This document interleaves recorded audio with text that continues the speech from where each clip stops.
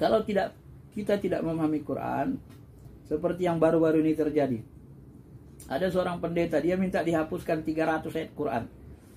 Ini bisa dipastikan orang nggak ngerti Quran. Ya, pasti tidak ngerti Quran. Kenapa? Dia sebenarnya itu lapas Quran itu bukan lapas manusia. Ya. Kalau dia mengerti ilmu Quran, mukjizat Quran, nggak berani ngomong gitu. Kenapa? Karena lapas Quran itu lapas pilihan Tuhan, bukan pilihan manusia. Dalam universitas Islam, ya, mata kuliah Al-Quran ini menjadi mata kuliah pokok gitu Pak. Karena Al-Quran ini menjadi, di samping dia pedoman hidup, memang dia menjadi bahan baku yang paling utama untuk mengkaji seluruh jenis ilmu-ilmu agama. Sumber ilmu agama itu sebenarnya Al-Quran dan hadis.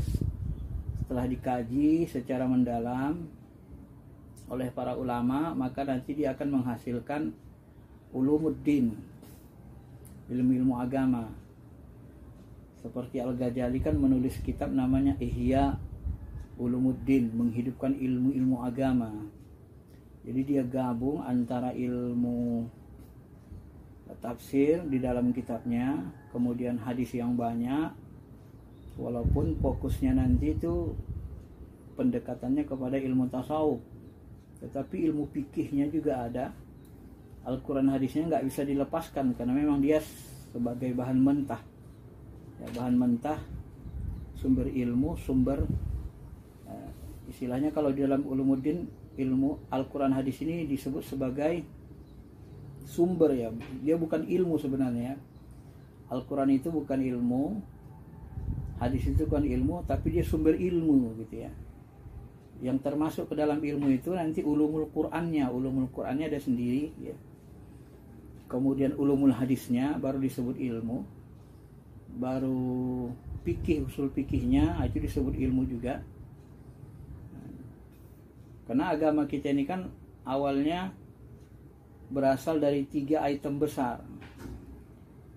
Sebagaimana diriwayatkan dalam hadis sahih itu, ketika Jibril datang berjumpa Nabi, maka Jibril itu mengajarkan 3 hal kan, apa dia mahwal Islam, apa itu Islam. Islam itu isinya syahadat, sholat, puasa, zakat, haji bagi yang mampu. Nah, untuk mengurainya ini, mendetailkan tentang apa ini rukun Islam ini, maka terlahirlah ilmu fikih, usul fikih secara sistematis. Ya. Kemudian tentang iman, diringkas saja. Tentang iman kepada Allah, malaikat, kitab, rasul, sampai kepada hari kiamat dan takdir. Ini untuk mendetailkan ilmu ini, maka disusunlah secara sistematis ilmunya, namanya ilmu tauhid. Nah, ilmu tauhid ini nanti melahirkan fakultas usuluddin, dasar-dasar agama. Maka usuluddin itu isinya adalah ilmu Al-Quran, ilmu hadis, gitu, ilmu basic dia ya. Kalau fakultas lamanya, kalau di UIN Jakarta masih ada namanya istilahnya Islamic Studies.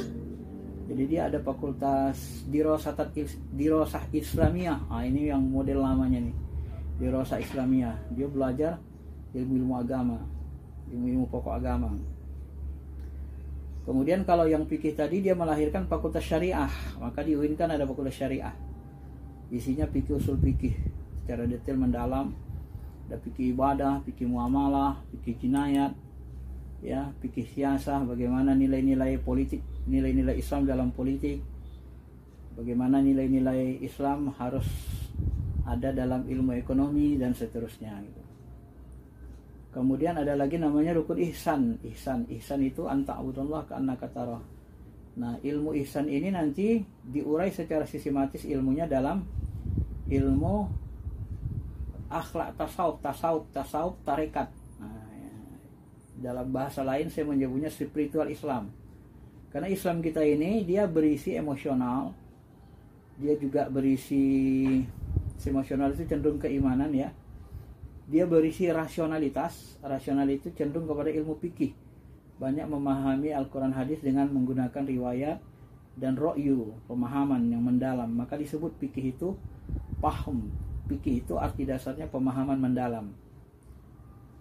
Jadi dia banyak menggunakan ra'yu untuk memahami Al-Quran dan hadis. Selain ra'yunya Nabi dan para sahabat, itu disistematisasi cara berpikir Nabi bagaimana, cara berpikir sahabat memahami Al-Quran dan hadis, menafsirkannya bagaimana. Itu dibuat sistematisasinya oleh ulama-ulama ahli dalam bidang fikih, sehingga nanti melahirkan ilmu rasional fikih usul fikih. Jadi kalau orang tidak mahir dalam fikih usul fikih, nanti cara berhukumnya tidak rasional. Itu sering saya sebut seperti orang yang berhukum pakai sunnah bid'ah. Sebenarnya orang ini tidak rasional. Kenapa tidak rasional? Karena sunnah bid'ah itu bukan wilayah hukum Islam. Ya, sunnah bid'ah itu wilayahnya ilmu hadis, ilmu sumber.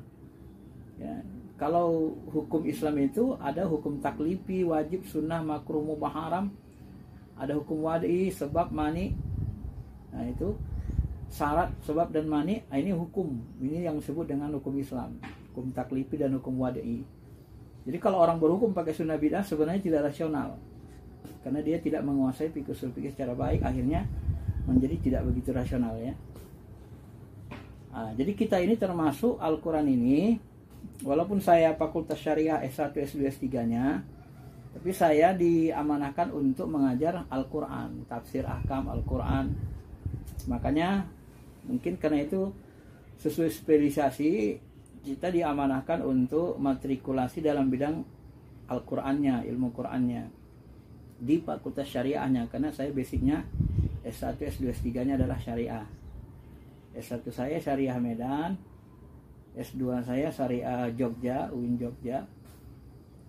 Alhamdulillah waktu itu dapat beasiswa, saya dapat juara 1 atau juara 2 testing, jadi bisa memilih seluruh UIN seluruh Indonesia tahun 99. Jadi saya waktu itu memilih Jogja. 2001 saya selesai, termasuk yang paling cepat lah, karena beasiswanya pun 2 tahun kan. Jadi kita harus tancap gas juga lah. Nggak berlama-lama di negeri orang. Kemudian setelah itu baru saya pulang, terima jadi dosen 2001 Desember. Jadi saya pulangnya bulan 10, bulan 12 tes. Alhamdulillah tes murni saya lulus dosen. Dan 2003 saya mau berangkat S3, rektor belum ngasih, harus 2,5 tahun dulu mengabdi. Maka 2004 setelah 3 tahun mengabdi, baru saya bisa berangkat S3 ke Jakarta. Nah, jadi saya mohon maaf hari ini saya sudah di Jakarta, makanya kita pakai Zoom-nya. Saya kira Zoom ini pun sangat membantu kan, mensimpelkan urusan kita kalau kita pandai memanagenya gitu ya. Nah di UIN Jakarta selesai saya sampai 2010, dan sekarang sudah 2022 ya, berarti sekitar 12 tahun saya sudah doktornya, tapi belum profesor. Susahnya yang ganjalan saya cuma satu aja, junior scopus. Adik-adikan saya udah profesor sebagian, ada juga senior saya belum profesor juga emang, karena kita terganjal di junior scopus saja, lainnya udah selesai semua ya.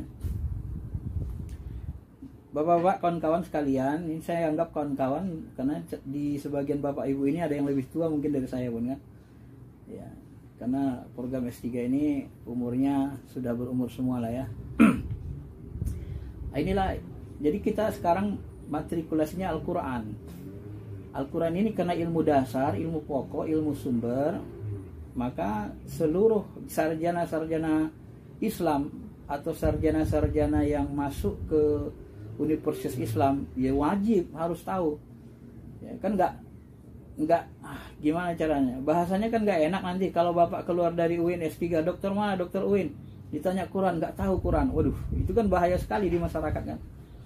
Orang akan bertanya-tanya, dokter UIN baca Quran aja kok nggak bisa kan gitu kan. Jadi masalahnya kan selalu di situ kan. Nah karena sebenarnya tidak semua juga orang yang masuk ini itu dari basic agama, basic pesantren gitu kan. Apalagi kalau nanti ditanya hukum Islam ya. Makanya memang hidup ini penuh dengan spesialisasi gitu kan. Ulama itu juga gitu juga, ada keahliannya masing-masing. Ada yang ahli fikih, ahli filsafat Islam, ada yang ahli tafsir. Di Indonesia kan gitu juga, ada ahli tafsir Quraisy Shihab, ada yang ahli hadis ya, ada jago menghafal seperti Ustadz Adi Hidayat ya, Ada yang memang ahli dia filsafat Islam, tasawuf seperti Sa'araji misalnya, ya macam-macam lah ya. Jadi masing-masing ada kecenderungan keahliannya. Nah, ilmu Al-Quran ini termasuk ilmu dasar, ilmu pokok, ilmu sumber yang harus kita kuasai, minimal paham kita tentang Quran ini. Apa itu Quran? Ya, kenapa? Bagaimana cara ujungnya nanti sebenarnya bagaimana kita memahami Quran? Ya, tafsir. Saya melihat ilmu Quran ini nanti ujungnya kepada tafsir. Jadi kita tidak salah tafsir. Kalau kita tidak memahami Quran, seperti yang baru-baru ini terjadi. Ada seorang pendeta, dia minta dihapuskan 300 ayat Quran. Ini bisa dipastikan orang nggak ngerti Quran. Ya, pasti tidak ngerti Quran. Kenapa? Dia sebenarnya itu lapas Quran itu bukan lapas manusia. Ya. Kalau dia mengerti ilmu Quran, mukjizat Quran, nggak berani ngomong gitu. Kenapa? Karena lapas Quran itu lapas pilihan Tuhan, bukan pilihan manusia.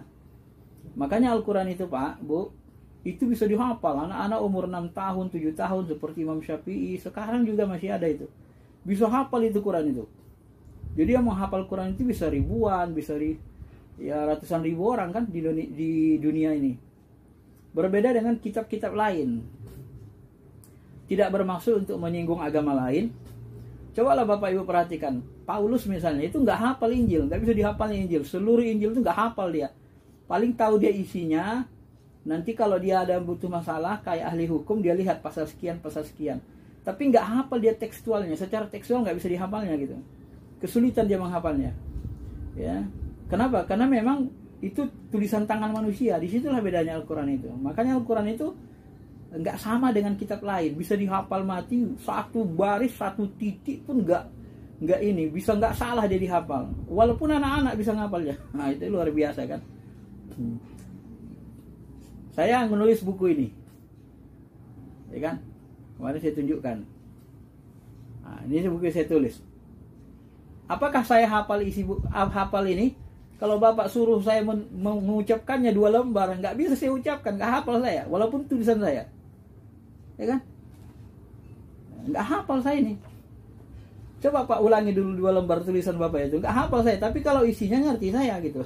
Tapi kalau menghafal lapasnya itu, nggak sanggup saya, walaupun itu tulisan saya. Bapak juga begitu. Ya. Coba lihat buku-buku Bapak itu. Coba ulangi lapasnya 5 lembar, 10 lembar. Nggak sanggup kita kan. Nah itu kelemahan. Ini orang nggak paham itu, makanya dia minta dihapuskan ya. Di samping itu dia tidak paham Al-Quran itu kan turun, ada asbabun nuzulnya. Nah, orang yang tidak memahami ulumul Quran nanti bisa juga terjebak dalam pemahaman-pemahaman radikal. Betul, tidak kita salahkan juga itu. Misalnya ada ayat mengatakan qatilul musyrikina kafah. Ya, bunuhlah orang-orang musyrik secara menyeluruh. Oh, itu menghalalkan darah orang-orang musyrik. Orang musyrik itu halal darahnya, Pak. Berdasarkan Al-Quran. Nah, maka muncul nanti teroris-teroris. Kalau dia nggak belajar ilmu Quran dengan ahlinya, bisa jadi teroris, baca sendiri kan. Dianggapnya halal dari orang musyrik itu. Padahal ayat itu kan bersambung. Qatilul musyrikina kafah kama yuqatilukum kafah kama tuqatilum kafah. Sebagaimana mereka membunuh kamu secara menyeluruh. Maksudnya apa? Yang disuruh bunuh itu adalah orang yang memerangi umat Islam. Maka syarat memerangi itu adalah harus diperangi. Kalau kita diperangi, baru wajib kita melawan gitu. Kalau kita nggak diperangi, kita perangi orang yang tidak memerangi kita, masuk neraka kita, Bapak Ibu kan. Maka kata Nabi, man qatala mu'ahad ya falyatabawa maq'adahu minan nar. Siapa yang membunuh orang-orang non-Islam yang terikat perjanjian damai, yang tidak memerangi umat Islam, maka dia tidak akan bisa masuk surga. Dia tidak akan bisa mencium bau surga, kata Nabi kan. Ini di Sahih Bukhari kan. Nah, jadi kalau kita memerangi orang yang tidak memerangi kita, malah nggak bisa masuk surga kita kan. Kenapa? Karena Islam itu hadir bukan untuk bunuh-bunuh orang. Islam itu hadir untuk merangkul, mengajak mentuhankan Allah, mengajak mentaati Tuhan. Ya kalau mereka tidak mau, ya sudah. Yang penting wa ma 'alaika illal balaghul mubin. Kewajiban orang Islam, orang beriman itu menyampaikan pesan Tuhan. Kalau orang nggak terima, ya tanggung jawab sendiri. Kita nggak ada urusan kan. La yadurrukum man dhalla idza ihtadaitum. Ya, orang-orang yang sesat tidak akan memberi mudarat, memberi petaka kepada kalian. Wa ma 'alaika illal balaghul mubin. Kewajibanmu Muhammad hanya menyampaikan saja. Ya, bukan memaksa orang. Sebab kalau kita paksa orang untuk Islam, nggak boleh kan? La ikraha fid din. Nggak ada paksaan agama. Kenapa nggak boleh dipaksa? Karena hidayah itu di tangan Tuhan. Innallaha la yahdi may yasha.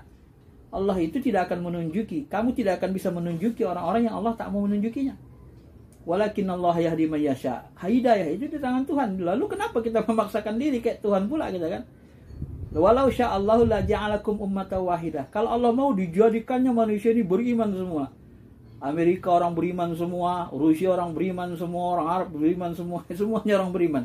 Kalau Allah mau bisa saja, tapi Allah nggak mau. Memang sudah catatan takdirnya begitu kan. Nah, jadi kalau kita sudah paham ilmunya, ya kita tidak memaksa, kita hanya menyampaikan saja, mengajak, merangkul. Itulah yang dilakukan Wali Songo. Ya, Wali Songo datang ke Indonesia, mereka mengajak kan. Ya budaya-budaya Jawa ya dibiarin, cuman yang syirik-syiriknya, yang nggak bagusnya dibuang. Kan gitu aja sebenarnya. Maka Jawa itu Islam tanpa harus pertumpahan darah kan. Tahu-tahu orang Jawa Islam semua dibuat Wali Songo kan. Yang perang itu paling nanti kerajaan itu bisa lah. Namanya kerajaan kan zaman dulu begitu kan. Menindas rajanya. Tapi secara masyarakat itu tidak ada terjadi peperangan. Ya kecuali ini analisis saya ya. Saya pernah meneliti ke Padang. Analisis saya kecuali pemahaman-pemahaman yang suka mengkafirkan, membidah sesatkan itu ada yang sangat keras. Kadang sebagian orang terpengaruh. Maka nanti ketika terpengaruh akidah Wahabi misalnya karena dia agak keras, maka nanti di Padang itu terjadilah perang Padri namanya. Kenapa terjadi perang Padri? Itu karena orang agama memaksakan orang adat itu untuk melaksanakan ajaran Islam dengan cara paksa gitu. Nah, tapi di Jawa Wali Songo tidak dengan cara paksa, dengan cara asimilasi, integrasi. Nggak ada peperangan antara ulama dengan orang, kaum agama dengan kaum masyarakat. Nggak ada. Wali Songo itu nggak berperang sama masyarakat. Kan? Kelompok orang Islam nggak berperang, kelompok Wali Songo nggak perang sama masyarakat. Ah, itulah bedanya kan. Tapi karena pengaruh tadi Wahabi tadi, memang Wahabi ini kan keras, dia lebih keras. Tauhidnya, akidahnya itu agak beda. Kalau saya memahami agak beda dengan Ahlussunnah wal Jamaah. Maka ketika orang-orang Islam yang belajar di Mekah, karena waktu itu sudah dikuasai Wahabi Haramain, Makkah Madinah, maka terpengaruhlah mereka, dibawalah akidah ini ke Padang. Maka aliran agama memaksa orang-orang adat itu untuk melaksanakan ajaran Islam, maka terjadilah perang. Kalau menurut saya ini juga tidak bijaksana. Saya sudah jelasin tadi kan dari awal, bahwa sesungguhnya kewajiban orang Islam itu berdasarkan Quran hanya balaghul mubin, menyampaikan pesan-pesan Tuhan, pesan-pesan kebaikan. Nah, inilah secara umum ilmu globalnya. Saya mau jelaskan. Jadi kalau kita sudah pahamlah seperti ini, seperti saya jelaskan ini, tentu kan kita hidupnya nyaman. Artinya, ya bagaimana dikatakan ya, memang Islam itu kan hadir untuk keselamatan, menyelamatkan orang. Iman itu berasal dari kata amanah untuk menciptakan keamanan, ketentraman. Ya? Maka orang-orang yang suka membuat kacau umat Islam, suka membuat umat Islam berkelahi, sebenarnya itu sudah terkontaminasi pengaruh pemahaman iblis, Dajjal. Kenapa yang tugas iblis itu kan tugas iblis ke dalam Quran itu kan disebut jelas kan? Menciptakan permusuhan, al-adawah wal baghdha, menciptakan permusuhan dan kemarahan di antara kalian. Maka sebenarnya yang diinginkan Islam itu sebenarnya hidup damai. Ya walaupun orang non-Islam, ya pokoknya damai aja gitu, nggak usah perang gitu. Itu yang diinginkan Islam kan. Ya, kalau mereka tidak mau Islam ya nggak apa-apa. Yang penting saya sampaikan gitu. Kan nanti di akhirat kita tanggung jawab sendiri-sendiri kan. Ya kita dihisab sendiri-sendiri kan. Ya mana bisa kita maksa orang lain. Itu tadi saya sudah jelasin rinci. Nah inilah pemahaman yang kalau saya menjelaskan inilah pemahaman yang berdasarkan banyak ayat tadi kan saya rangkum. Nah, jadi kalau kita paham Quran, nggak ada bahasa Quran itu dihilangkan 300 ayat. Mana berani kita? Yang salah paham ya orang tadi kan memahami ayat, dianggapnya keras. Yang salah paham teroris tadi, dia tidak berguru dengan guru yang benar. Karena Al-Quran itu punya asbabun nuzul, punya tata cara untuk memahami. Maka tidak bisa semua ayat Quran itu dipahami letterlik tekstual begitu. Karena dia ada nanti latar belakang turunnya ya. ada hikmah itu. Kenapa dia turun begini? Kenapa dia turun begini? Ada. Karena Islam itu juga, Al-Quran itu juga turun lewat sejarah-sejarah yang dijalani oleh Nabi Muhammad bersama sahabat. Nah, sejarah mereka itu sejarah perang kan. Awal merintis ajaran Islam. Dan mereka terjepit. Diperangi ketika Nabi berdakwah di Mekah. Beliau diperangi, diusir, ya, dirampok. Nah, sehingga mereka diboikot lagi, diboikot sampai 3 tahun mereka tidak makan, tidak mau orang Mekah berdagang, makan, berjualan kepada mereka orang Islam, sampai mereka kelaparan. Baru perintah ayat hijrah turun, dan setelah mereka hijrah, nah orang-orang yang tinggal di Mekah, orang Islam itu dibunuh sama orang kafir Quraisy, dirampok hartanya, diambil harta warisan, dibunuh. Nah sampai si Hamzah itu marah ke Nabi, ya Nabi, kenapa nggak boleh dibolehkan Tuhan memerangi orang kafir musyrik itu? Ya Nabi gak mau perang. Itu masih saudara-saudara mereka kan. Kalau dibunuh nanti kan sayang. Mati dia, anak cucunya nanti kan gak jadi Islam kan. Nah, kalau gak dibunuh dia kafir, mati dia, nanti boleh jadi anak-anaknya jadi Islam kan. Makanya Nabi waktu masuk ke Yasrib itu, dilempari sampai berdarah-darah wajah Nabi. Kata Nabi, ya Allah ampunilah mereka. Mereka gak tahu aku Rasulmu. Seandainya mereka tahu aku Rasulmu ya Rabb, tentu mereka tidak memperlakukanku seperti ini. Nah, kalaupun mereka tidak mendapat hidayah, tidak Islam, ya mudah-mudahan nanti anak mereka jadi Islam pun jadilah. Nah, jadi karena tidak diperangi, tidak dibunuhi Rasul orang Yasrib itu, ya ayah-ayahnya mati kafir, anak-anaknya kan sudah Islam. Nah, itu keuntungannya menghindari perang itu. Ya, kita kan berpikir begitu, harus berpikirnya panjang, berpikirnya maslahat. Ya. Itu yang diajarkan Quran. Maka Hamzah itu sampai marah kepada Nabi Rasul. Ya, saudara-saudara kita dibunuh, sudah dirampok hartanya, orang tuanya dibunuh, kita diperangi, diusir. Masa masih nggak boleh perang? Bagaimana sebenarnya maksud maunya Tuhan ini? Sampai marah Hamzah kepada Nabi. Maka turunlah ayat Al-Quran, qatilul musyrikina kaffah kama yuqatilukum kaffah. Bunuhlah orang-orang musyrik itu dengan seluruhnya sama seperti mereka membunuh kamu secara menyeluruh. Nah, barulah muncul perintah untuk melaksanakan perang, ya. Maka muncullah itu perintah perang itu. Jadi kita harus lihat sejarah latar belakangnya, bahwa sebenarnya Rasul itu sudah sangat menahan diri untuk tidak berperang, sampai orang-orang Islam itu benar-benar ditindas, dihabisi kan, baru turun ayat itu. Jadi ayat itu turun waktu kondisi umat Islam diperangi, bukan waktu damai. Waktu damai, ya kita kan lihat waktu damai, Nabi, orang-orang Yahudi yang membludahi beliau, yang ngejek-ngejek beliau, dikasih makan tiap hari kan, disuguhi roti tiap hari, sampai orang itu nanti heran, meninggal Nabi tiba-tiba yang ngasih makannya beda. Ternyata yang ngasih makannya, walaupun pengemis itu sebenarnya dalam riwayat itu adalah, ya, membenci Nabi. Setiap kali dikasih roti, kasih makan bagi-bagi, dicaci makinya Nabi. Siapa Muhammad itu? Kurang ajar Muhammad itu. anak jadah segala macam lah kata-katanya kan. Tapi setelah Nabi wafat, kemudian ngasih makan orang jauh itu digantikan Abu Bakar, tiba-tiba agak kasar pelayanannya karena ngejek Nabi, tersinggung Abu Bakar. Lalu dia katakan, kamu ini bukan orang yang selalu ngasih aku makan. Ya. Coba katakan siapa kamu sebenarnya? Lalu Abu Bakar berkata, saya Abu Bakar yang selalu memberi kamu makan dan selalu kamu hina itu sebenarnya adalah Nabi Muhammad dan dia sudah wafat. Maka orang Yahudi itu menangis sejadi-jadinya. Ya, dia menangis sejadi-jadinya dan akhirnya orang Yahudi itu nanti masuk Islam karena akhlak itu. Artinya apa? Dalam posisi damai umat Islam itu memang menginginkan kedamaian. Nggak perlu kita perang gitu ya. Nah, ini cara menafsirkan. Maka tidak ada kata-kata hilangkan 300 ayat Quran. Nggak bisa kita hilangkan itu. Itu namanya udah bagian dari kekafiran. Karena satu ayat Al-Quran saja kita baca itu dapat pahala 10 hasanah. Kenapa? Karena itu bahasa Quran itu bahasa pilihan Tuhan, bukan buatan manusia. Nabi Muhammad saja kalau berani-berani membuat Quran itu lakotokna akan diputus urat nadi Nabi Muhammad, dibunuh oleh Allah kalau Nabi Muhammad berani buat Quran. Karena sebagian orang non-Islam pada masa itu menuduh Al-Quran itu buatan Nabi kan.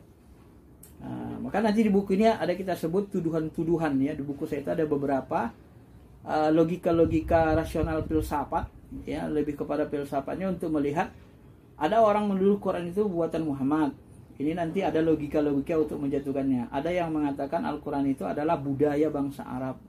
Ya, ada Al-Quran itu mengatakan ya kata-kata Jibril, ya, dan seterusnya. Itu nanti tuduhan-tuduhan itu bagaimana kita bisa mengkonternya. Nanti pemikir-pemikir modern Islam sudah menjelaskan kepada kita. Nanti itu juga bagian dari silabus atau pembahasan yang perlu kita bahas, ya, kita kuliti ya, supaya nanti bisa kita, satu sisi Al-Quran itu memang bicara masa lalu, sebahagiannya ada budak, ya, ada kuda, ada panah gitu kan, karena konteks kehidupan masa lalu. Tapi di sisi lain juga Al-Quran itu bisa ditafsirkan secara kontekstual, penafsiran yang hari ini, yang kekinian. Jadi Quran itu tidak ada kata stagnan, tidak berhenti di masa lalu, tetapi dia bisa ditafsirkan dalam kontekstual. Itu juga nanti ada dalam metodologi tafsir saya jelaskan, sehingga nanti kita bisa paling tidak bisa mengantar dasar-dasar paham kita bahwa Quran itu sebenarnya memang di samping firman Tuhan, Quran itu memang kesempurnaannya itu bukan dalam arti detail seperti pemahaman sebagian orang sudah ada semuanya detail, enggak. Al-Quran itu sempurnanya itu dimaksudkan adalah dalam syariah, sempurna dalam pokok-pokok ajaran. Al-Quran sempurna itu al-yauma akmaltu lakum dinakum, sempurna dia itu sempurna dari sisi, kalau kita lihat ya dari sisi pokok-pokok agamanya, ya, yaitu misalnya ada sisi akidahnya, ada sisi syariahnya, pokok syariahnya, ada sisi politiknya, ada sisi dasar-dasar ekonominya, keadilan, kejujuran gitu kan, ada sisi keluarganya, tata keluarga, ya, waris. Nah, itu hukum perdatanya ada, hukum pidananya ada, hukum publiknya ada, hukum perdagangannya ada. Nah, jadi dia komplit dari sisi pokok-pokok kehidupan, bukan semuanya detail gitu, enggak. Karena zaman kita ini berubah, maka di dalam syariah nanti dituntut ijtihad. Karena zaman berubah, maka nanti ulama-ulama mujtahid mengambil maghza nilai-nilai Al-Quran hadis itu untuk dipahami dalam konteks kekinian. Nah, itulah namanya kontekstualisasi kan. Dalam tafsir disebut kontekstualisasi pesan-pesan Quran dan hadis gitu. Nah, itu diperlukan sebab tidak sama masa kita dengan masa Nabi. Misalnya ketika Al-Quran mengatakan wa'addu lahum mastata'tum min quwwah wa min ribatil khair. Sahabat bertanya, "Ya Rasul, apa yang dimaksud dengan kuah di sini?" "Siapkanlah kekuatan yang kamu punya dan kuda-kuda yang ditambat." Jadi kata sahabat, "Ya Rasul, apa yang dimaksud dengan kuah?" "Al-quwah huna rimaya." Kekuatan di sini adalah rimaya, memanah. Maka secara bahasa, secara tekstual, kekuatan itu adalah kuda-kuda ditambat, pacuan kuda, kemampuan mengendarai kuda dengan cepat, dan kemampuan memanah jarak jauh bunuh orang. Nah, apakah yang ayat seperti ini kita katakan mau bisa kita terapkan dalam konteks hari ini? Misalnya orang Palestina dijajah orang Yahudi. Apakah layak kita katakan melawan orang Yahudi itu harus pakai kuda dengan panah-panah lagi? Kayak nggak mungkin kan? ini kan nggak kontekstual. Nah, jadi ayat itu bicara konteks masa lalu. Maka dalam hal-hal sosial nanti terjadi perubahan-perubahan penafsiran. Memang yang paling kuat masa itu ya panah kan, muduh jarak jauh, dan pacuan kuda. Ya, kemampuan daratnya yang paling tinggi kan pacuan kuda waktu itu. Tapi kalau sekarang kemampuan darat paling tinggi bukan pacuan kuda, tapi tank. Ya, kemampuan bunuh jarak jauh ya seperti panah itu rudal nuklir. Nah, makanya sebenarnya secara tidak langsung kita ini disuruh menyiapkan nuklir. Cuman kadang-kadang ya itu tadi orang beriman ini kan penafsirannya tidak kontekstual, banyak yang tidak kontekstual karena nggak belajar Quran dengan mendalam kan pelajaran agamanya, sehingga tidak ada kemajuan dalam hal seperti itu. Ya, kita seharusnya kan ketika Tuhan menyuruh kita menyiapkan kekuatan yang kuat, ya kita harus berpikir kan, ganti rudal itu apa? Ya nuklir, rudal. Ganti panah itu apa? Rudal, nuklir.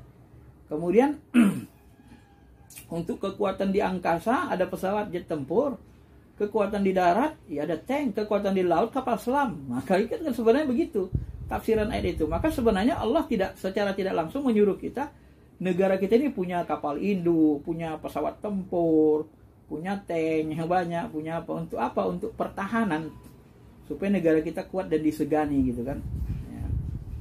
Terjadinya perang Rusia sekarang dengan Ukraina kan karena Amerika tidak terlalu berani kan melawan Rusia, ya karena Rusia kuat kan. Coba giliran Palestina, mana ada kekuatan, nggak ada. Giliran Irak, ternyata Irak juga difitnah kan, punya senjata nuklir, ternyata nggak ada, punya senjata pembunuh massal, dan mudah saja Amerika berkilah kan. FBI-nya tidak kalau bahasa Presiden Putinnya lah ya, dari sisi, karena Amerika itu dianggap banyak menyalahi aturan PBB sebenarnya, secara sepihak mencampuri negara orang lain, padahal dia tidak diberikan mandat kalau bahasa Putin kan. Nah, artinya begini, saya hanya ingin menyampaikan pesan bahwa sesungguhnya kalau negara kita mau menjadi negara yang kuat, ya harus memiliki pertahanan yang kuat begitu. Itu kalau kita pahami dari Al-Quran, dari pemahamannya kontekstual. Itu yang saya sebut nanti di dalam tafsir saya, tafsir kontekstual namanya, dalam masalah-masalah sosial. Artinya Al-Quran itu tidak stagnan, tidak seperti yang dipahami orang liberal. Orang yang sangat liberal bilang, oh Al-Quran itu sudah ketinggalan zaman. Kenapa? Dia bicara budak, bicara ini, bicara kuda. Ya konteks masa lalu, nggak mungkin lah masa lalu Quran bicara pesawat tempur. Ya kalau Allah bicara bicara tentang rudal pesawat tempur masa Nabi, nggak ada barangnya, jadi bilang orang lah Nabi gila. Kan gitu kan. Nah, inilah tadi saya sebut tadi, analogi akal kita ya harus bekerja. Artinya orang yang sangat liberal itu juga menyimpang dari Quran, tidak memahami tafsir Quran. Orang yang sangat picik, radikal tadi juga sama itu, Pak. Jadi ada yang ekstrim kanan memahami Quran menjadi radikal, ada yang ekstrim kiri liberal sampai seperti itu dua-duanya bagi saya sama jeleknya. Sama-sama nggak paham dengan Quran tadi itu, belum menguasai, dia belum banyak pengetahuannya tentang Quran. Nah, maka itulah saya sebut kita harus belajar kepada yang ahlinya lah ya. Makanya kalau di kampus kan kita kan memang harus belajar dengan profesor yang ahlinya, dosen yang di bidang itu gitu. Itu pentingnya kita belajar dengan yang ahlinya, yang menguasainya. Karena sekarang ini disiplin ilmu. Baik Bapak-bapak, Ibu-ibu, saya kira